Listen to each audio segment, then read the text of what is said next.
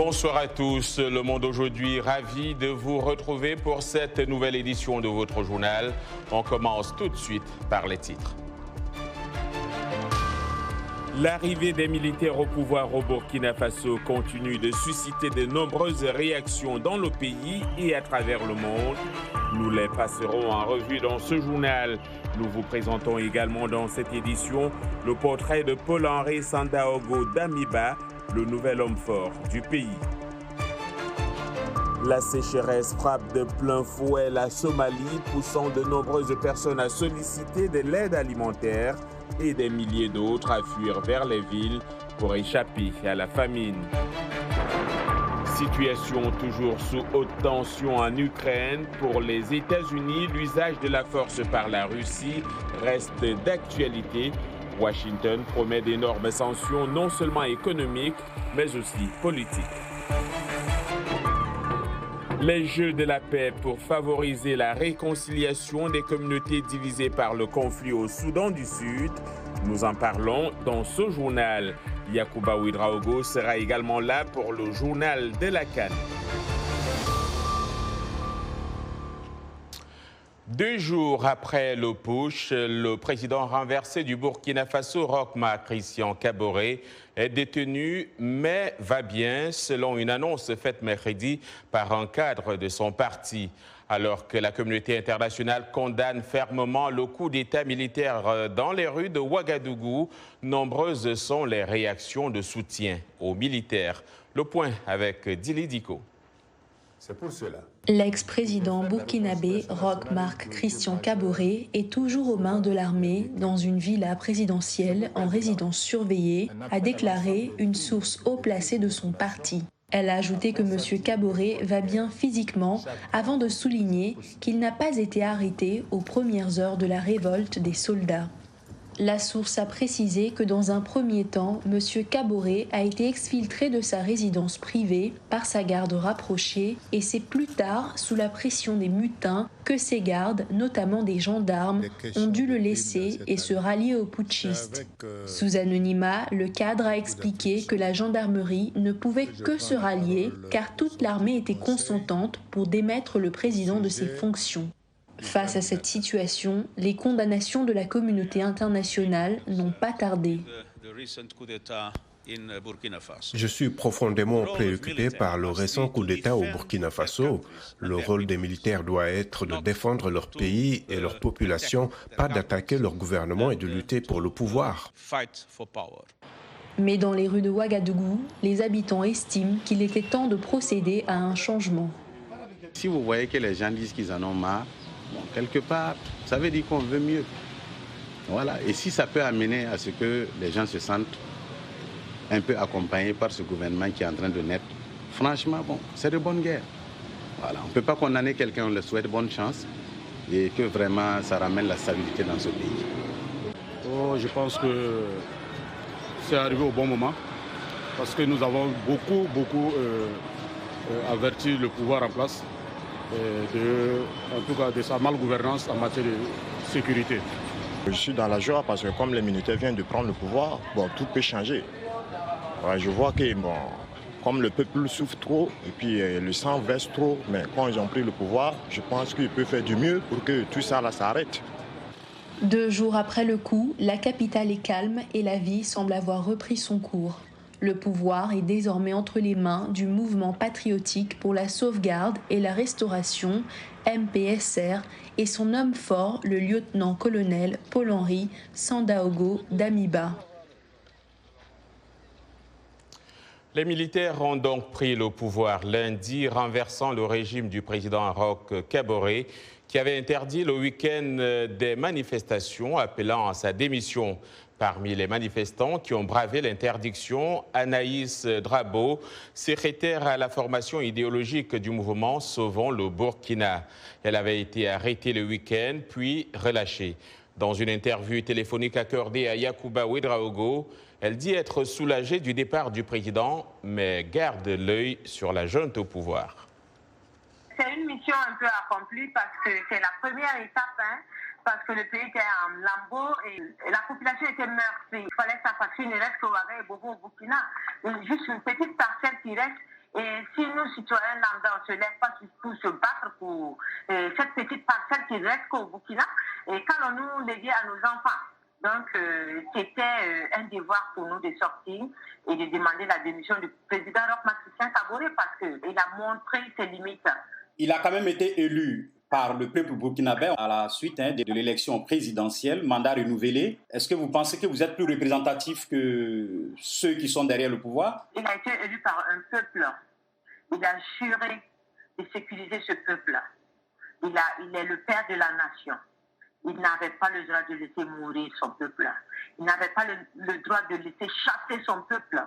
Comme nous sommes à 2 millions de déplacés internes, pensez-vous que nous allons rester là, tout simplement parce qu'il a été élu démocratiquement? Vous parlez de démocratie. Est-ce qu'en démocratie, on emprisonne des gens de façon illégale? Est-ce qu'en démocratie, on coupe l'Internet? C'est un droit pour nous d'être informés. C'est un droit pour le peuple, pour un citoyen lambda de sortir, interpeller le père de la nation. Et si nos droits sont bafoués, mais nous allons rentrer dans l'illégalité. On nous interdit de marcher, on nous envoie de ces trucs abracadabra, mais on ne comprend plus rien. Maintenant, les militaires ont fait leur coup d'État, ils ont fait partir le président. Qu'est-ce que vous attendez d'eux? 2014, il y a eu ce même scénario pareil, un soulèvement populaire, et la population était trahie. Il ne faut pas que 2014 se répète. Donc, s'ils sont sortis pour le bas peuple, qu'ils travaillent pour ce bas peuple. Nous voulons la paix, nous voulons la sécurité. Moi, je veux vivre, je veux repartir dans mon village qui est occupé actuellement par les terroristes. Je veux montrer chez moi la terre de mes ancêtres à mes enfants. Donc, nous avons l'œil sur eux. Et si cette même gente est sortie, libérer le peuple, cette gente ne travaille pas pour ce peuple, elle va nous rencontrer dans la rue encore. La junte regroupée au sein du MPSR, le mouvement patriotique pour la sauvegarde et la restauration, est dirigée, nous l'avons dit, par le lieutenant-colonel Paul-Henri Sandaogo Damiba, un jeune militaire. Qui est cet officier? Réponse dans cet élément de Lamine Traoré, correspondant à Ouagadougou. Très peu d'informations sur le nouvel homme fort du pays. Ce qu'on sait, c'est que le lieutenant-colonel Paul-Henri Sandaogo Damiba, 41 ans, jusqu'à sa prise du pouvoir, était le commandant de la 3e région militaire. Une nomination faite par Roch Kaboré lui-même en décembre dernier après le drame d'Inata. Il est de la promotion 92 du PMK, le Prytanée militaire du Kadiogo et de la 7e promotion de l'Académie militaire Georges Namoano, basée à Pau. Cet officier supérieur d'infanterie des forces armées burkinabè est diplômé de l'école militaire de Paris. Il est aussi titulaire d'un Master 2 en sciences criminelles du CENAM, le Conservatoire national des arts et métiers de Paris. Le lieutenant-colonel Damiba est un ancien élément de l'ex-RSP, le régiment de sécurité présidentielle. Il quittera cette grade prétorienne de Blaise Compaoré après les mutineries de 2011. Selon les informations de VOA, il a été commandant de compagnie à ces régiments de 2003 jusqu'en 2011. Il a, entre autres, servi à l'intérieur du pays, notamment comme chef de corps du 11e RIC, le régiment d'infanterie commando à Dori, au Sahel, de 2016 à 2018. Il a également commandé de 2018 à 2019 le 12e RIC à Waiguya au nord. Paul-Henri Damiba a été chef de corps du 30e RCAS, le régiment de commandement d'appui et de soutien en 2019, un régiment basé au camp général Babassi. Selon une source proche du nouvel homme fort, il a été le chef de la cellule renseignement du secteur à la MINUSMA en 2020. Militaire compétent et très appliqué, ajoute la source. Le lieutenant-colonel Damiba est auteur de l'essai littéraire de 160 pages publié en juin 2021, intitulé « Armée ouest-africaine et terrorisme. Réponse incertaine ». Lamine Traoré pour VOA Afrique, Ouagadougou. L'actualité africaine au quotidien, c'est ce que vous propose VOA Afrique. Je suis Anastasie Tudièche à Kinshasa. Kinshasa, en République démocratique du Congo, donc, où une nouvelle attaque attribuée au mouvement rebelle M23 a visé mardi une position de l'armée située près du parc national des Virunga, dans l'est du pays, faisant, selon des sources locales interrogées mercredi, plus d'une vingtaine de morts parmi les militaires. Les forces armées n'ont pas immédiatement confirmé ce bilan qui, faute d'accès au site des combats, n'est pas non plus confirmé de sources humanitaires. Des affrontements se poursuivaient ce mercredi selon des sources de la société civile et de l'administration locale. Le Parlement libyen siégeant dans l'est du pays a publié mardi les critères de candidature au poste de Premier ministre intérimaire pour pousser au remplacement du chef du gouvernement actuel, Abdelhamid Deba, soutenu par le camp adverse basé à Tripoli dans l'ouest. Le nouveau chef de l'exécutif intérimaire doit, selon cette liste, présenter sa démission à son poste précédent avant de candidater, ne porter aucune autre nationalité que libyenne et s'engager par écrit à ne pas se présenter à l'élection présidentielle. La démarche du Parlement ne fait pas l'unanimité, y compris parmi ses députés, dont certains ont appelé au maintien de l'actuel gouvernement jusqu'à de futures élections. La Somalie traverse une sécheresse sévère. Résultat, des millions de personnes dépendent de l'aide alimentaire et des milliers d'habitants affluent vers les villes pour échapper à la faim. Dans des abris de fortune à la périphérie de la capitale, les personnes déplacées sont confrontées à des conditions exiguës et à un assainissement médiocre au milieu de la pandémie de Covid-19. C'est un reportage de Mohamed Cheikh, nord de Mogadiscio. C'est un récit de Blanche Sano. Nous sommes au camp de personnes déplacées de Naja à la périphérie de Mogadiscio. Beaucoup ont fui leur village et sont venus ici pour échapper à de graves conditions de sécheresse. Ngumbo Adam, mère de 4 enfants, prépare un repas pour sa famille vivant au camp. Elle a fui la sécheresse dans son village du Bachabel, à quelques 90 km de la capitale. Nous n'avons pas eu de pluie pendant 2 saisons consécutives. La sécheresse a dévasté à la fois le bétail et l'agriculture. Nous avons donc dû partir. Nous avons passé des journées à nous déplacer d'un village à l'autre. Mais les conditions actuelles sont aussi difficiles selon les déplacés. Nour Hassan Ali, 56 ans, et sa famille ont également fui leur maison rurale. Avec un physique épuisé, ils faufilent dans les abris du camp. Je me suis déplacé à cause de la sécheresse avec toutes les souffrances que nous avons endurées pendant au moins 2 saisons sans pluie. Mon bétail a commencé à mourir à cause de la longue sécheresse. J'ai dû m'enfuir avec mes enfants et je suis arrivé ici finalement. Je n'ai plus rien, mes enfants ont faim et nous n'avons rien à manger. Faiza Omar supervise le camp et s'efforce de suivre l'arrivée quotidienne des familles. Le camp de Nadia abrite 370 000 familles qui ont récemment été déplacées par la sécheresse et dont le bétail a également été anéanti. Jusqu'à présent, ces personnes n'ont reçu aucune aide, ni du gouvernement, ni des agences d'aide. Ils manquent d'abri contre le soleil et le froid. Ils n'ont pas non plus d'endroit où se protéger en cas de pluie. Le gouvernement somalien et les agences humanitaires des Nations Unies ont averti que des millions de personnes ont un besoin urgent d'aide alimentaire en raison de la sécheresse et des nouvelles souches de Covid-19. Les responsables affirment que des milliers de réfugiés vivant dans des camps près de Mogadiscio restent vulnérables aux maladies d'origine hydrique en raison du manque d'assainissement, de la congestion et de l'accès limité à l'eau potable. Les États-Unis s'attendent toujours à ce que la Russie fasse usage de la force militaire contre l'Ukraine d'une manière ou d'une autre, peut-être d'ici mi-février. C'est ce qu'a déclaré aujourd'hui la secrétaire d'État adjointe américaine Wendy Sherman. La Russie, elle, qualifie de destructive l'idée de sanctions contre son président Vladimir Poutine, évoquée par Washington en cas d'invasion de l'Ukraine. Les derniers développements sur la crise ukrainienne avec Jacques Aristide. Ce sont des images publiées aujourd'hui. Plus de 10 000 militaires russes rentrent dans leur base après des manœuvres près de la frontière ukrainienne.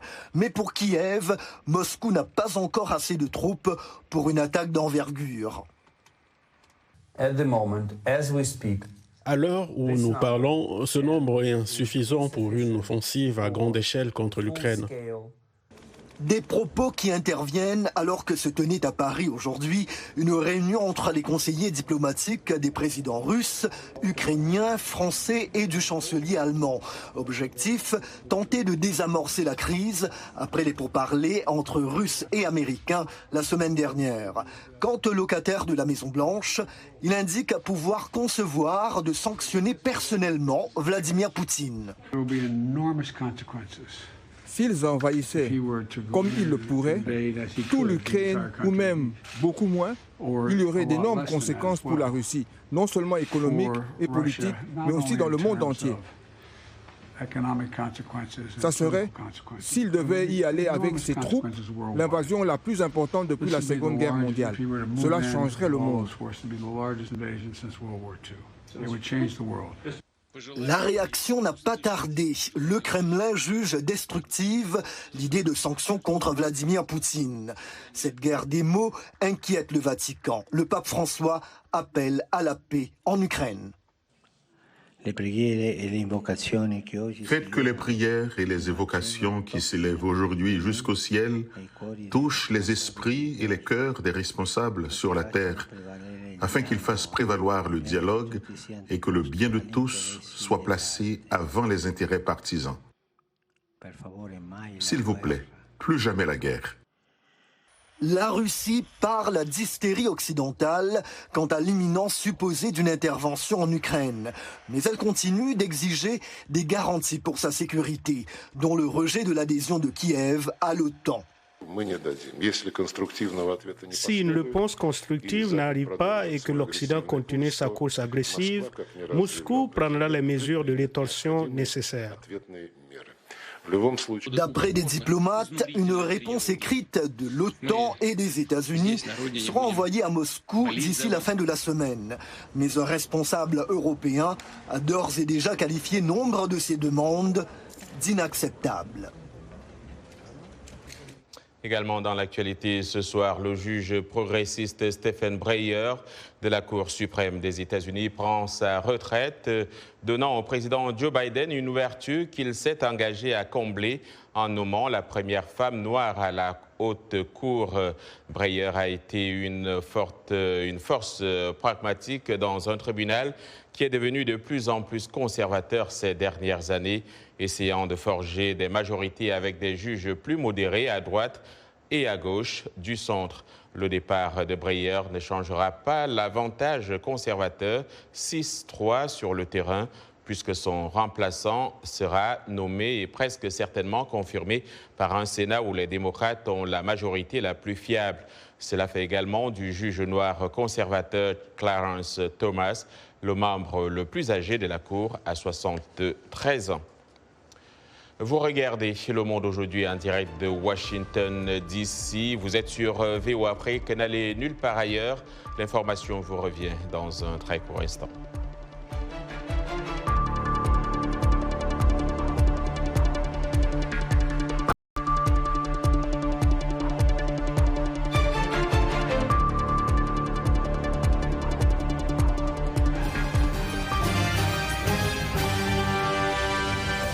Mbote Ndeko Edi Sango, Mbote Nabino Banso, Mozambique Kolanda, Saona Lingala, dans la Voix de l'Amérique, Uto, Washington, D.C. Sango Mokililelo, c'est votre nouveau rendez-vous d'actualité en Lingala de la Voix de l'Amérique. Tous les jours, de lundi à vendredi, nous vous proposons 2 éditions d'actualité. La première, de 17h à 17h30 temps universel, et la deuxième, de 19h30 à 20h temps universel. Politique, société, culture, économie, sport. La rédaction Lingala de la Voix de l'Amérique vous donne rendez-vous pour décrypter l'actualité congolaise, africaine et du monde. Sangoya Mokililelo, c'est tous les jours, de lundi à vendredi, sur nos ondes et celles de nos stations partenaires, dans l'une des plus belles langues d'Afrique, le Lingala.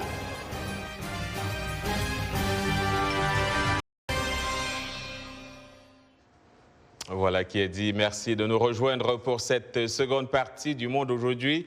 Un programme de VOA Afrique que nous émettons en direct de Washington, D.C.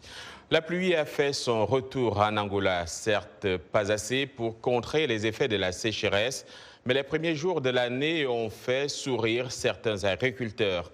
Cependant, le manque de moyens pour l'activité agricole, en particulier les engrais, impose la prudence, comme le rapporte Joao Marcos depuis Benguela, l'un des grands centres, autant pour moi, d'échange commercial promis à l'Angola, avec le deuxième plus grand parc industriel du pays et un long littoral. Marius Muhunga. 2022 a apporté la bénédiction de la pluie, un espoir pour les agriculteurs qui surveillent de près le scénario de la faim dans les communautés en raison de la sécheresse qui dévaste le pays où environ 1,32 million de personnes souffrent d'insécurité alimentaire. Quand il pleut, c'est bien. Sans pluie, les choses se gâtent. Elles attrapent des maladies. Alors il a plu. Mais maintenant, l'engrais manque. Il manque presque tout. Je produis du chou frisé et du manioc. Du maïs, oui, je ne peux pas parce que je n'ai pas assez d'engrais. Hilario Paolino, un autre agriculteur, se plaint du prix des engrais et des insecticides. C'est une situation grave parce qu'un sac d'engrais en ce moment coûte 30 000 kwanza et nous apportons les légumes au marché informel et nous n'obtenons rien parce qu'un bouquet de choux, par exemple, nous le vendons à 50 kwanza. Nous ne prenons rien.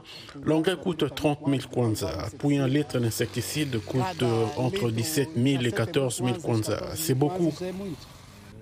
L'Angola a besoin de pluie jusqu'à fin février, selon l'Union nationale des agriculteurs. C'est pourquoi les agriculteurs demandent plus au gouvernement en termes de technologies qui peuvent aider à la production agricole avec des outils aussi simples que le meilleur système d'irrigation. Ce que nous voulons, n'est pas dépendre uniquement de la pluie, mais aussi mettre en place des points d'eau. Cela mettrait le pays en bonne forme dans les secteurs agricoles. L'ONU a annoncé que l'Angola recevra 6 millions de dollars du Fonds central d'investissement d'urgence des Nations Unies pour aider à faire face à la pire sécheresse en 30 ans. Je le tape à Yaoundé pour VOA Afrique.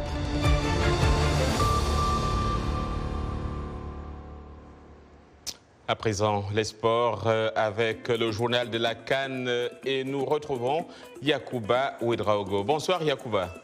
Bonsoir John et bonsoir à tous. Voilà, on connaîtra ce soir toutes les oppositions des quarts de finale de cette CAN 2021. Tout à fait. La dernière opposition des huitièmes de finale est en cours. Ça se joue entre le Mali et la Guinée équatoriale.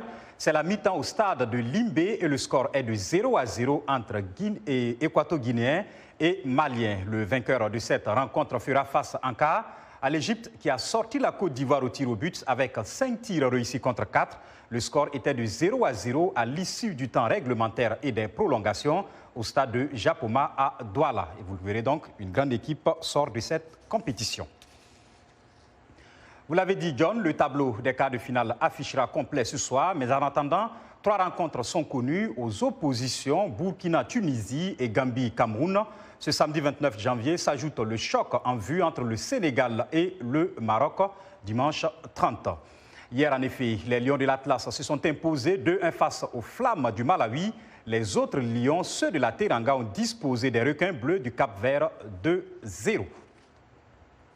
Le Sénégal a beaucoup été critiqué pour son manque d'efficacité en phase de poule, où il a inscrit un seul but. Cette fois-ci, il en a mis 2, de quoi se soulager, disons, et de rester concentré sur le prochain adversaire, le Maroc, qui rêve de trophée. Suivez. C'était un match difficile aujourd'hui, un derby. Le Cap-Vert est venu avec ses armes. Je pense qu'on a fait une grosse entame de match. On a montré un autre visage du Sénégal et ça fait plaisir. Après, on a réussi à gérer le match et grâce à un petit tour de magie de Sadio, on a réussi à marquer ce but. Après, derrière, on a réussi à mettre le 2-0, mais je pense qu'on peut mieux faire encore parce qu'on pouvait gérer mieux le match. On ne va pas faire la fine bouche. Aujourd'hui, on peut être content parce qu'être qualifié pour les quarts de finale, c'est pas pour tout le monde. Je sais, tous les Marocains rêvent ça, moi aussi. J'aimais bien aller faire plaisir aux Marocains, ça, parce qu'ils attendent ça depuis presque 50 ans. On a pas mal de qualité. On a pas mal de qualité. Peut-être une Mike, un petit peu expérience comme ça. Mais dans chaque match comme ça, on est plus fort. On prend confiance, on prend confiance en soi qu'on peut faire quelque chose. On fait notre schéma tranquillement, sans beaucoup de parler son adjectif superlatif de Maroc, mais maintenant on est déterminé à tenter la chose, aller peut-être jusqu'au bout. Bonne soirée, merci. Voilà, c'est ici que se referme cette fenêtre consacrée à la CAN. On se retrouve demain pour faire le point complet de ces huitièmes de finale. Au revoir. Au revoir Yacouba, on reste en sport, mais cette fois dans un autre couloir. Le Soudan du Sud a organisé les Jeux olympiques de la paix pour favoriser la réconciliation des communautés divisées par le conflit. Cette année marque le 20e anniversaire des TUIC olympiques. Pour l'occasion, Sheila Pony s'est rendue sur place dans le comté des TUIC au Soudan du Sud. Dili Diko raconte.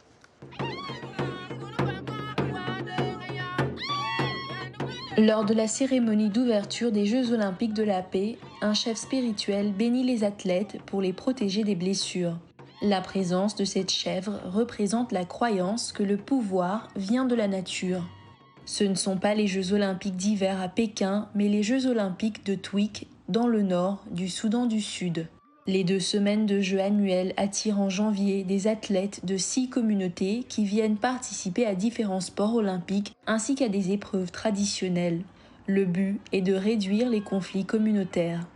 Le volleyeur Ring Agek Ring a dû faire face aux conséquences de la violence. En mai, ils sont venus piller notre bétail. En essayant de protéger mes vaches, j'ai reçu une balle, mais j'ai finalement réussi à les récupérer.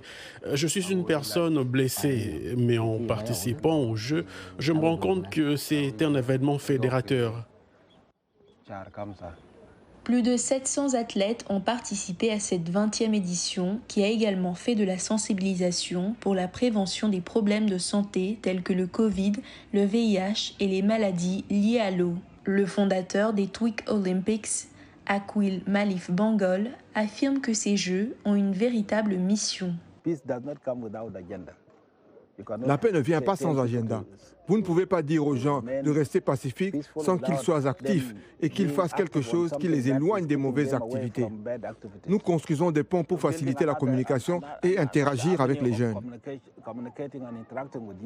Indépendant depuis 11 ans, le Soudan du Sud est le pays le plus jeune au monde. À ce jour, il n'a jamais été entièrement en paix. Le secrétaire de l'association olympique de TUIC, Chol Adjing, explique que la participation des jeunes dans ces Jeux peut aider à mettre fin au conflit. Au Soudan du Sud, les crises de 2013 et 2016 ont été exacerbées par la disponibilité des jeunes. Il faudrait que les jeunes ne s'engagent pas dans les activités belliqueuses et qu'ils ne pensent pas à rejoindre les politiciens et à alimenter les conflits. Ces athlètes sud-soudanais préfèrent les épreuves sportives aux guerres. Ils exhortent tous ceux qui mènent de vraies batailles à déposer les armes et à venir partager l'amour du sport. Le sport plutôt que la guerre. Donc, Le Monde aujourd'hui, c'est la fin de cette édition. Au nom de toute l'équipe, je vous dis merci d'avoir suivi. Demain est un autre jour. D'ici là, passez une excellente soirée.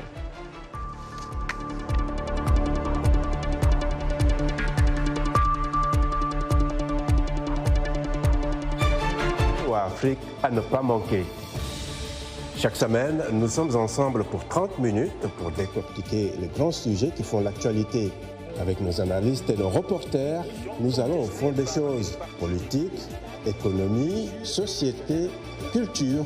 Nous posons le débat et nos analystes sont là pour apporter l'éclairage.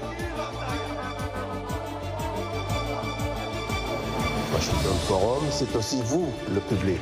Vous pouvez participer en réagissant au thème de la semaine sur nos réseaux sociaux. La rédaction de VOA Afrique vous donne rendez-vous sur ses chaînes partenaires, son site voaafrique.com et sur ses plateformes numériques pour prendre part à ce forum réalisé dans nos studios à Washington. À très bientôt dans Washington Forum.